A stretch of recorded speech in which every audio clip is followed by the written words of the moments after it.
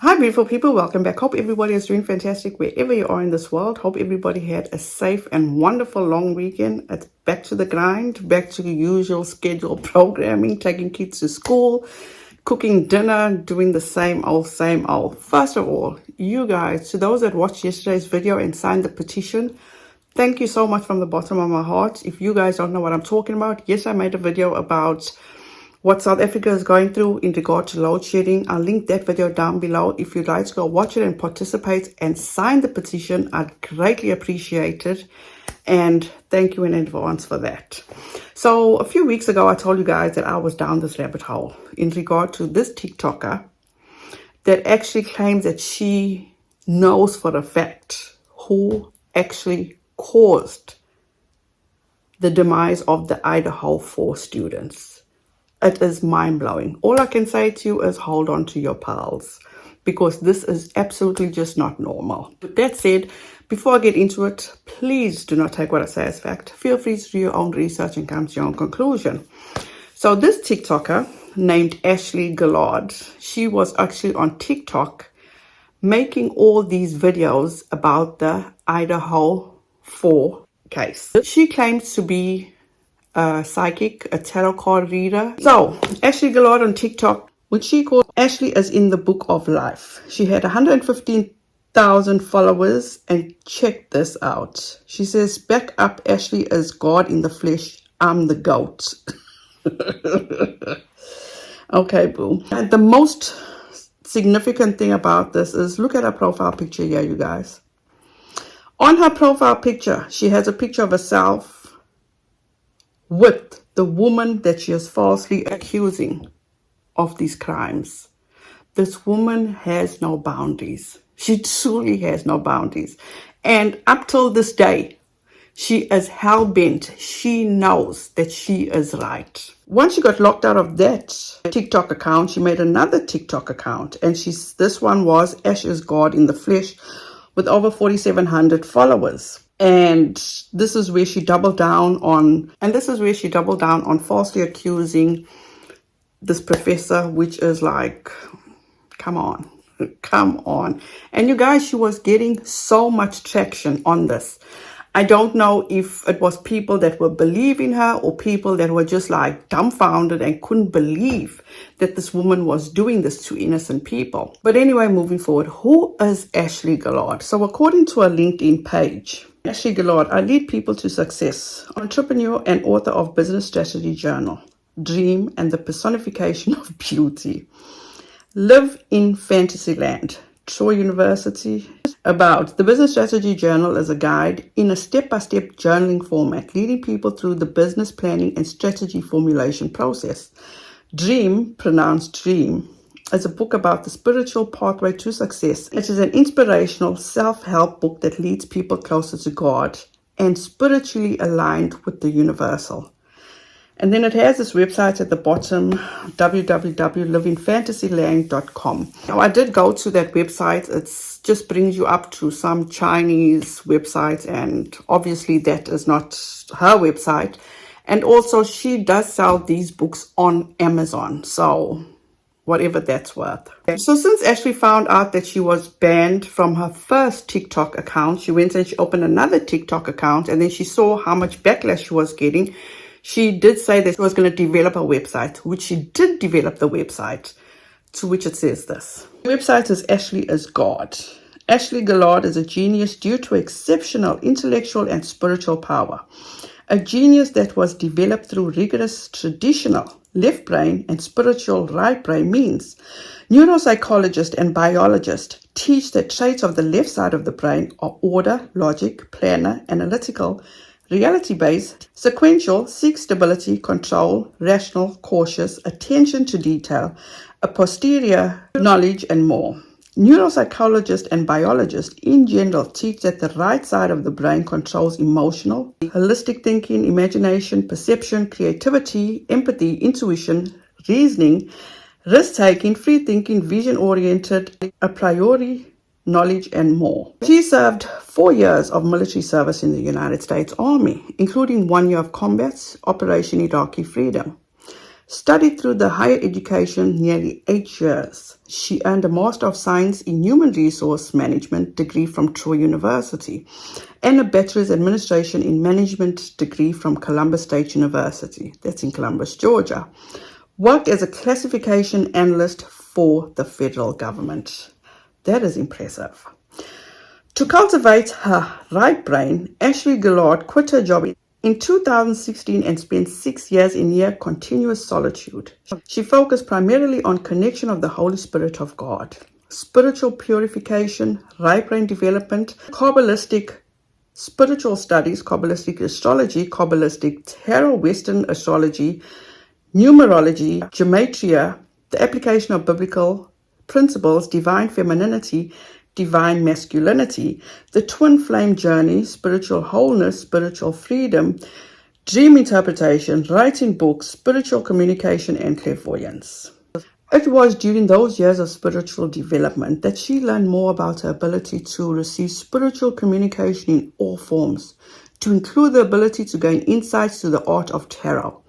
By the end of 2021, Ashley was ready for practical application of everything she learned to help solve cold cases, mishandled cases, and more.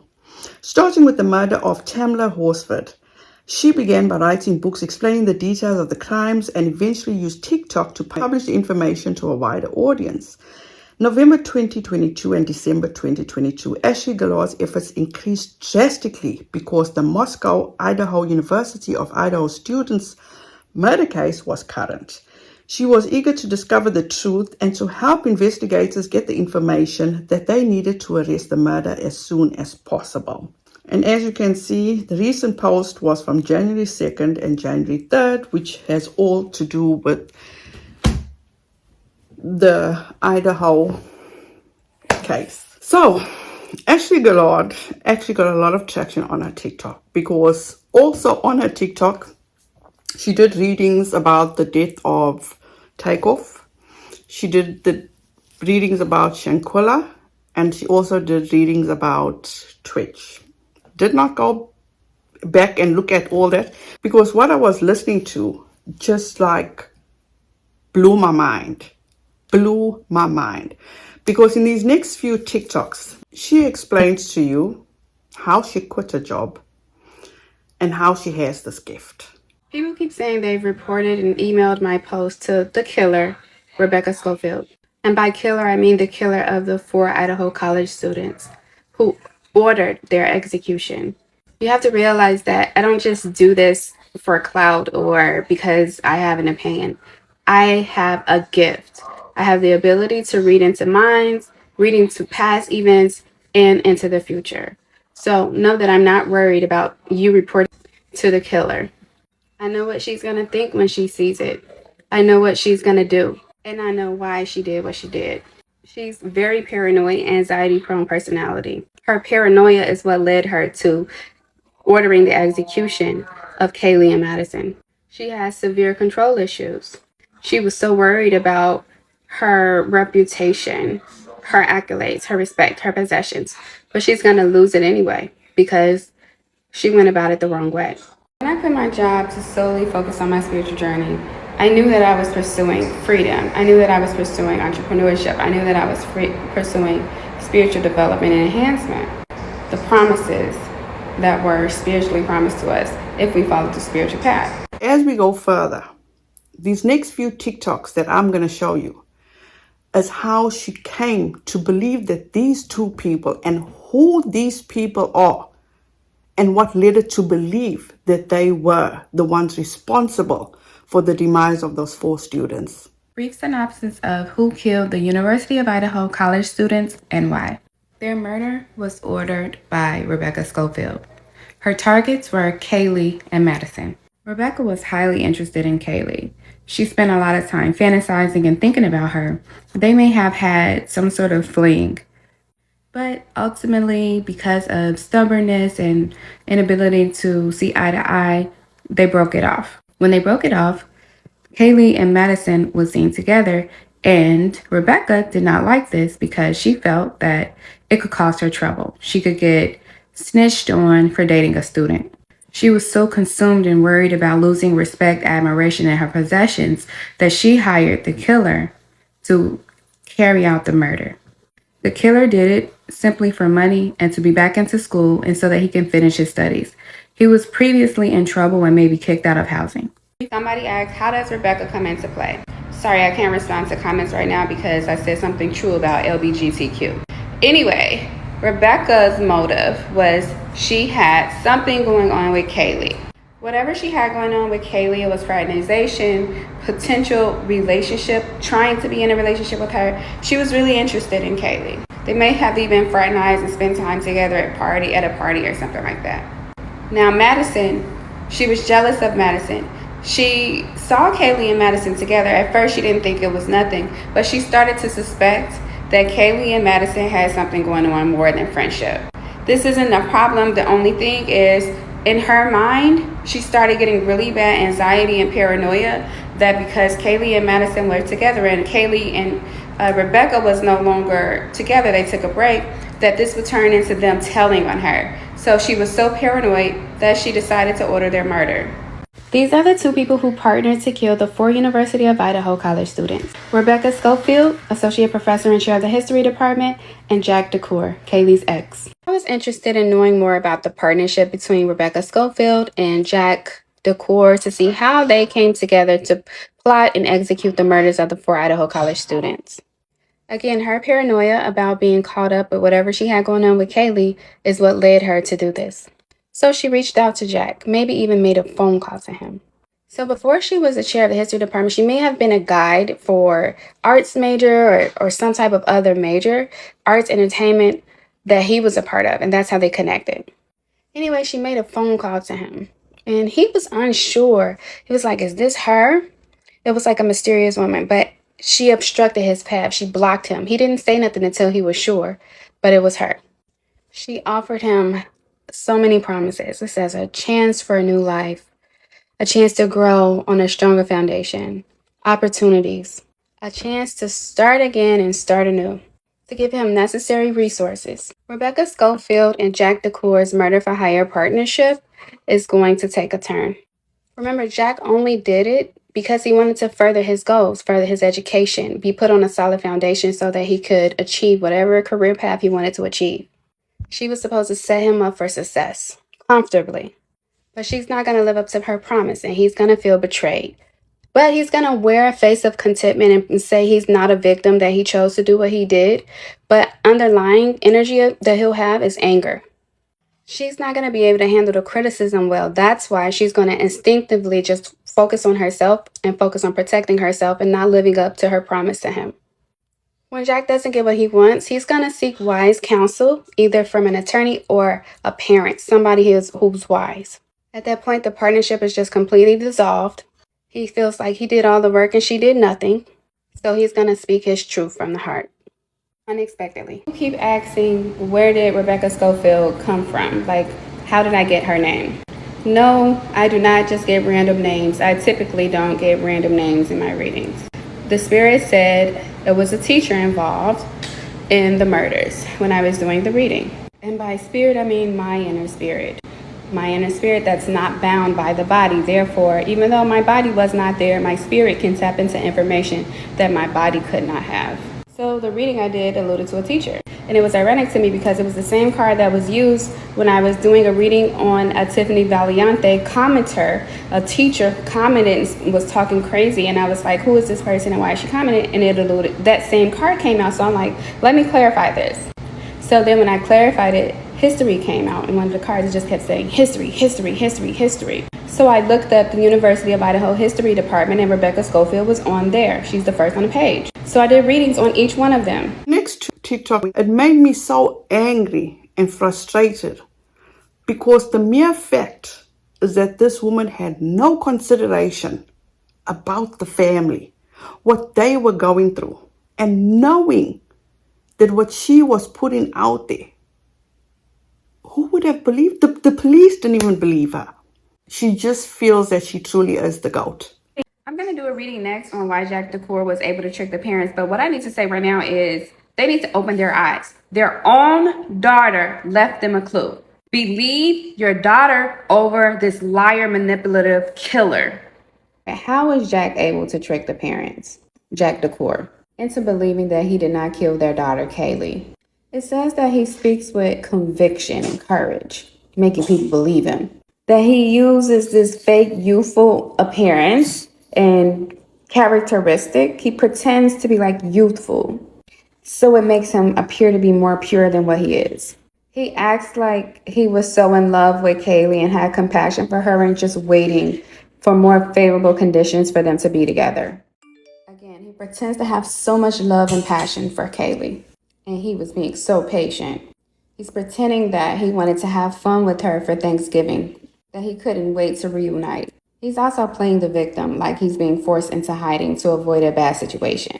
So basically, he's acting, and they're believing him because they see him like a child. They see him like a victim, a kid. Then she goes after the Moscow Police Department. This is crazy, and this is why you simply cannot just leave it up to the police.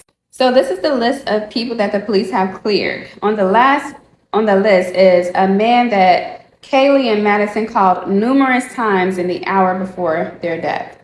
Jack, right? Jack DeCour, however you say his name. He's the killer, but they've cleared him. They want y'all to not listen to nobody else but them, official reports, but they've cleared the killer. Is Moscow, Idaho Police Department one of the dumbest police departments in America? Seriously. So now they're posting videos of body cam footage from random students who had nothing to do with the crime from the night and the morning of the murders of the 4 University of Idaho students. So they're complaining about innocent people being targeted and harassed, but they're posting more innocent people to be targeted and harassed. Why aren't they interrogating the roommates? You have to be the dumbest police department in America to believe that these 2 roommates were in the same house where 4 people were brutally murdered and they heard nothing. You don't have to be the smartest person in the room to know that they heard everything. Not only did they hear everything, they had a conversation with Zaina before she died. Stop letting these 2 go by unscathed and interview them. Go get the real answers. Like, what is going on? Now this is where the shit hits the fan, because this is now where she gets served twice with 2 cease and desist. The first cease and desist, check what she does with it. I have to put this demand letter Rebecca Schofield attorney sent me by the tissue so I can wipe my ass with it. You talking about defamation lawsuits that don't apply to me. Long story short, the plaintiff, Rebecca Schofield, would have to provide convincing evidence of a defamatory statement's falsity in order to prove defamation. Rebecca Schofield does not have substantial evidence that she did not kill the 4 University of Idaho students. 1, because they don't have a murderer. 2, she hasn't been investigated and substantially investigated and cleared by the Moscow Police Department or the FBI. She would need both of those things, a different murderer, to be investigated thoroughly by Moscow Police Department or the FBI, and to get a statement from them saying that she isn't the killer, which they're not going to do that because they don't know who the killer is yet. Well, they haven't made it public yet. She does not have proof that what I'm saying is false. She does not have a case right now. She will never have the case because she's going to be caught.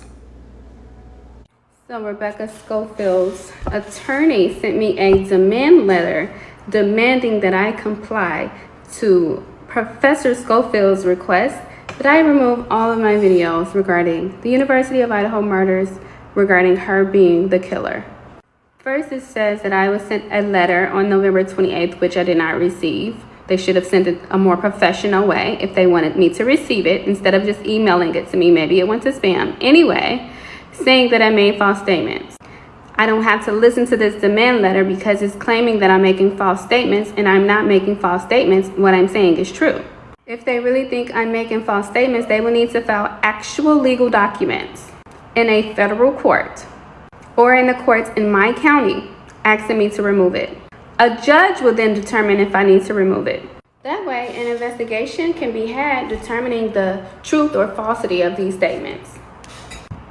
And she was so confident that she would not be sued.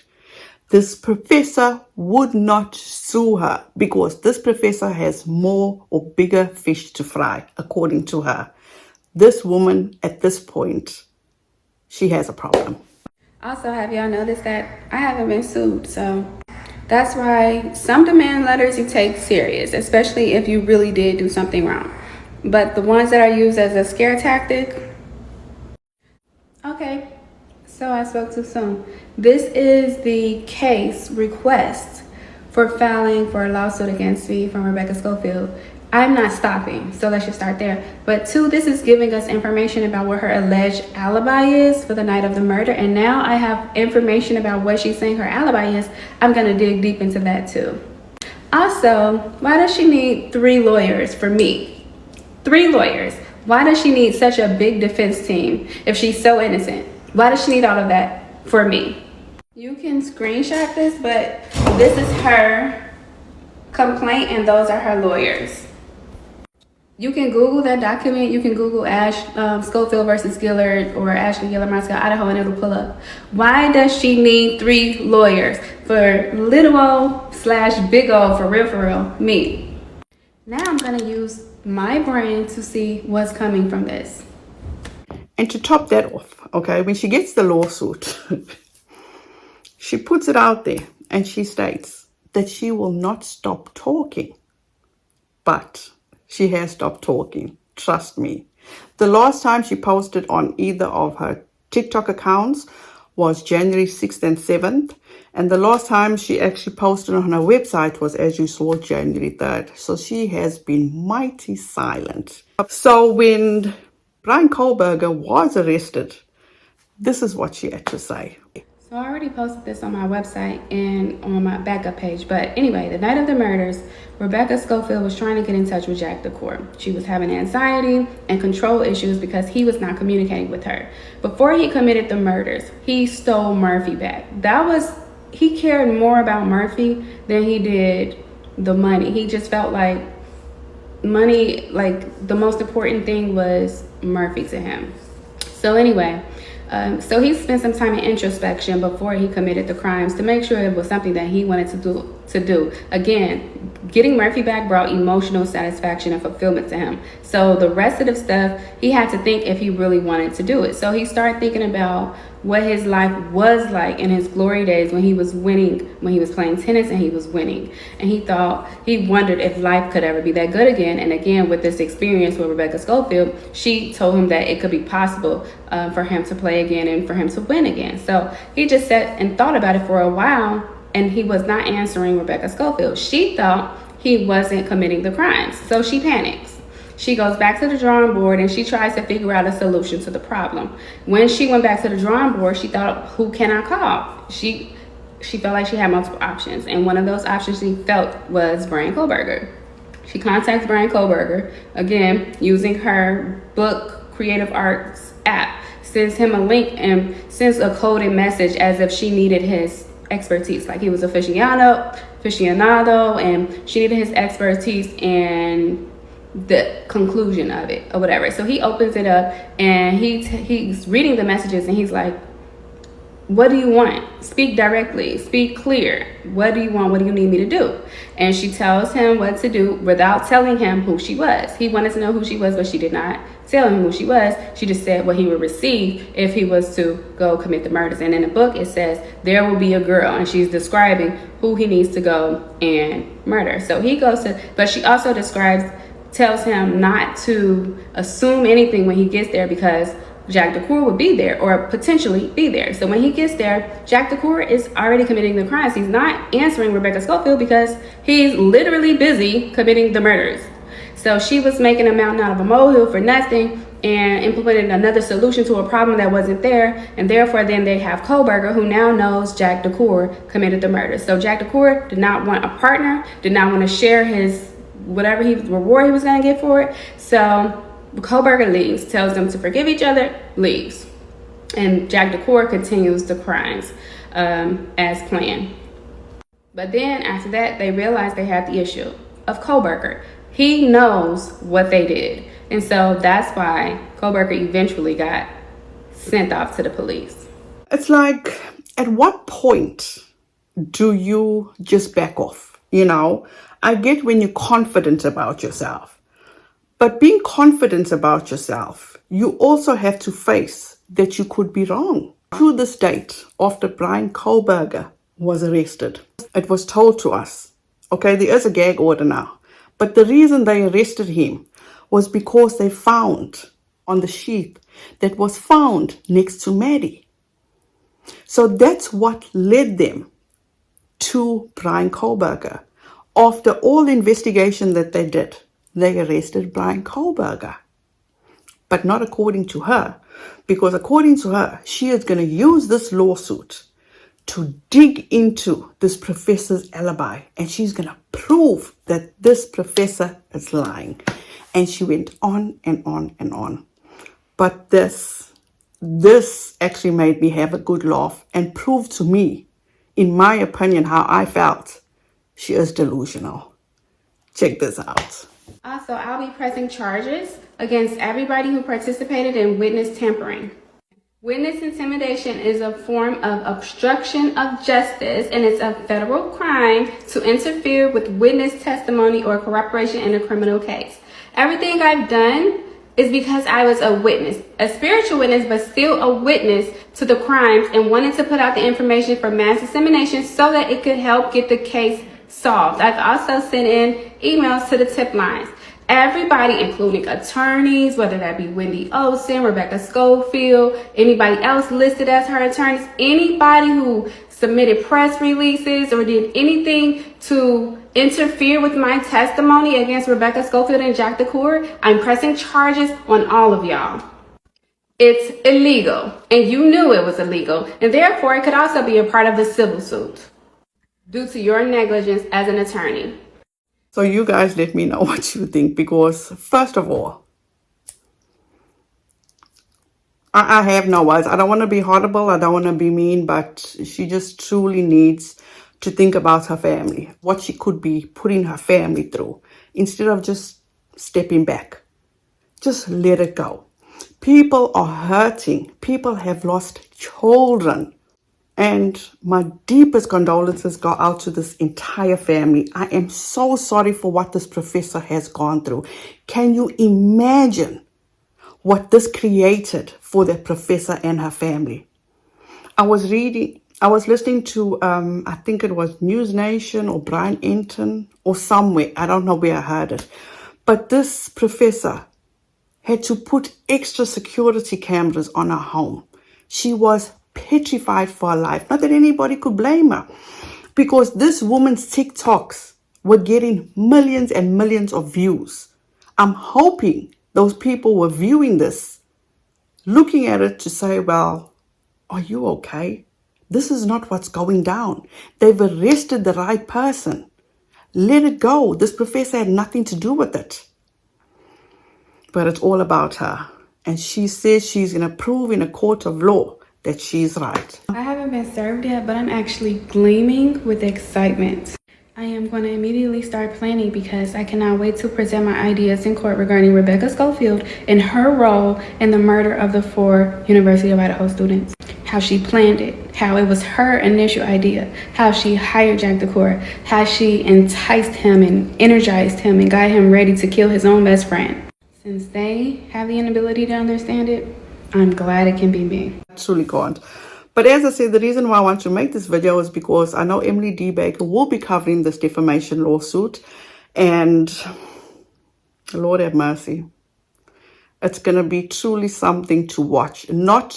I hope that this professor gets everything she wants. And I hope that the judge just shuts this woman down. Because there's a time and a place for everything. And this was not the time nor the place. So you guys, that's it from me. Hope everybody has a fantastic rest of your week. Please be safe out there. Be kind to one another. And don't forget, make good memories. Bye, guys.